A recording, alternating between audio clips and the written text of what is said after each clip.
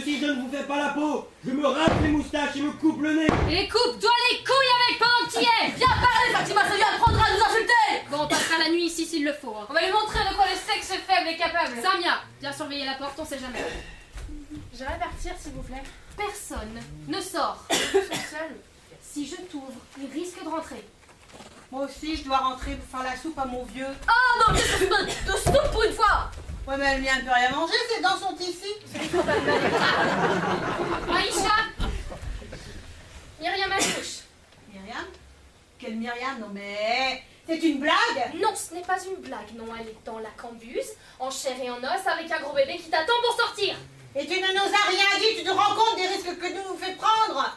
Je me fais parjurer. Je te jure que s'il arrive quoi que ce soit à un des membres de ma famille, tu seras responsable. Même si elle avait fait le trottoir, elle est venue ici pour que nous la protégions. Et c'est ce que nous allons faire. Et si ça pose un problème à quelqu'un, c'est trop tard. Et toi, Aïcha, tu es la seule femme du quartier qui sache accoucher. Alors s'il te plaît, dépêche-toi, elle vient de perdre les os. Non, mais là, ça commence à devenir un peu dangereux. Faudra bien un médecin. Un médecin? Un médecin, c'est pas d'un médecin dont j'ai besoin, c'est d'une assistante. Ah, je vais bien, non, laisse, je vais aider. Je vais faire de la médecine avec ta soeur à l'université là-bas. Tu te souviens? Je vais vous tuer. Madame Latifa, en tant qu'adjointe responsable, il faudrait peut-être faire quelque chose. Eh oui, Mouni, à condition que tu nous laisses réfléchir. Et là, cette fille que vous protégez a commis un crime, le péché suprême. Elle doit mourir pour expier sa faute, afin que le Tout-Puissant lui pardonne et qu'elle rentre au paradis, honorée comme une pierre. J'ai une idée. Oh, c'est pas le moment. Mais pour la faire sortir d'ici, Bon, vas-y. on s'échange nos vêtements et en sortant groupés en pleine nuit, son frère ne reconnaîtra pas sa sœur. Il verra que dalle. Pour une fois, c'est pas con. Aïcha, elle en a pour combien de temps? 2 ou 3 heures d'après ses contractions. Est-ce qu'elle peut marcher? Non, pourquoi? Bon, bah, on n'a plus le choix, là, il va défoncer la porte. Tu morveux quand je pense que c'est moi qui les ai mises au monde tous. Vous avez pris la bonne décision car 2 vies innocentes sont en jeu. Ne vous inquiétez pas, même si c'est dur pour elle, elle s'en sortira, je serai à côté. Bon, alors dans quelques instants, il fera nuit. Vous êtes toutes enceintes. Alors rembourrez-vous avec ces pagnes et que ça saute.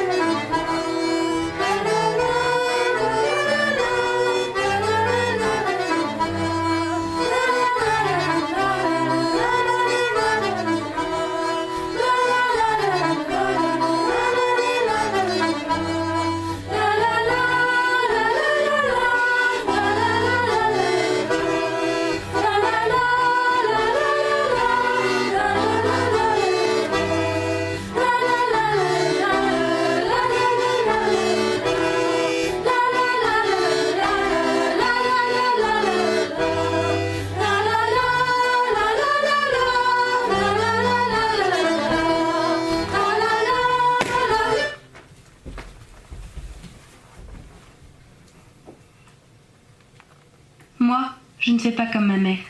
Je ne me frappe jamais la tête quand je suis triste. Moi, je vais en haut, sur la terrasse de notre immeuble blanchi à la chaux, à l'occasion du grand nettoyage pour accueillir le printemps. Chez nous, tout est blanc. Agéla blanche, c'est comme ça que l'appellent les amoureux.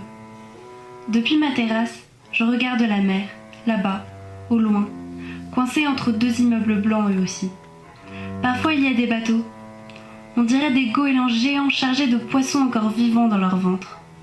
Et je pense aux jeunes, qui tout comme ces poissons, se cachent dans les entrailles des bateaux qui rejoignent la France. De ma terrasse, je regarde les autres terrasses. où d'autres femmes suspendent le linge de toutes les couleurs, délavé par la force des mains. Ça ressort mieux qu'elles disent. 10 pantalons, 12 chemises, 20 culottes. Et des foulards.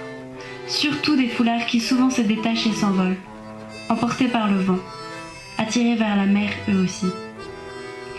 Il y a aussi d'autres filles, suspendues à leur terrasse. On regarde, on se regarde, on s'épie, on rêve.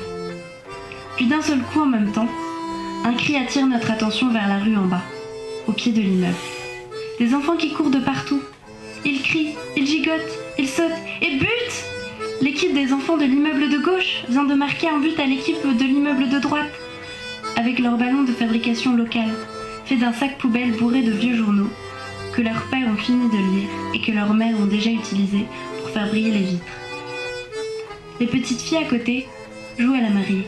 Elles font la fête. Elles chantent tout en tapant sur les bidons d'huile en guise de derbouka, que leurs mères ont essoré jusqu'à la dernière goutte dans le couscous familial de la veille. Et puis d'un seul coup, des cris, des rires, des sourires et des you-you. Des milliers de you-you à vous percer les tympans. Des you-you de joie qui s'échappent de chaque immeuble, de chaque fissure, de chaque femme, de chaque gorge. L'eau est revenue. À la fin de chaque pénurie, on est tellement heureux. Et on en a des pénuries. Il n'y a pas que de l'eau qui nous manque. L'électricité, la semoule, la patate et l'amour surtout. Moi je crois en l'amour. C'est pour ça que je ne veux pas partir. Moi, je ne fais pas comme ma mère. Moi, je ne fais